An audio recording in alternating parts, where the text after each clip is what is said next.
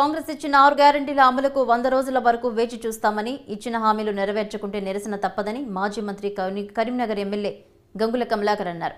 రాష్ట్ర ప్రభుత్వాన్ని హెచ్చరించారు. మంగళవారం కరీంనగర్లో ఓ కార్యక్రమంలో పాల్గొన్న ఆయన మాట్లాడుతూ కరీంనగర్ చరిత్రలో లేని విధంగా వరుసగా 4 సార్లు గెలిపించిన ప్రజలకు ఎప్పటికీ రుణపడి ఉంటా అన్నారు.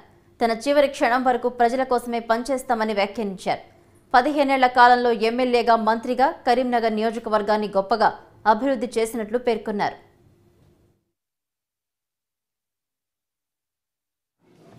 రుణమాఫీ చేస్తున్నారు, తొందరగా రుణం తీసుకోమన్న 2 లక్షల రూపాయలు ప్రజలు అడుగుతారు.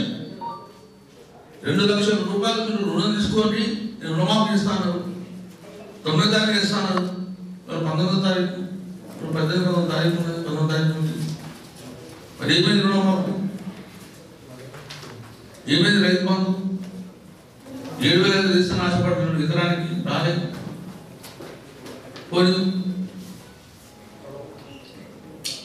కొనుగోలు అయిపోయింది, డబ్బులు ఎన్ని అకౌంట్ పడ్డాయి, టంగ్ టంగ్ మేము ఉన్నాము, 3 రోజులకే టంగ్ టంగ్ వేసినాం. బోనస్ వస్తుందా? ఇవన్నీ డైలమాలు ఉన్నాయి. మేమందరం కూడా కోరుకుంటున్నాం, కొత్త ప్రభుత్వాన్ని మేము ఆశీర్వదిస్తాం, స్వాగతిస్తాం.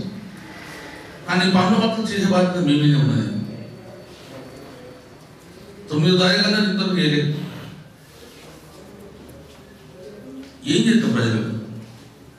కాబట్టి ఈ మండల సమావేశం ద్వారా ఈ ప్రభుత్వాన్ని కూడా మేము ఒకటే చెప్తున్నాం, ప్రజా తీర్పును మేము శిరసాగిస్తాం.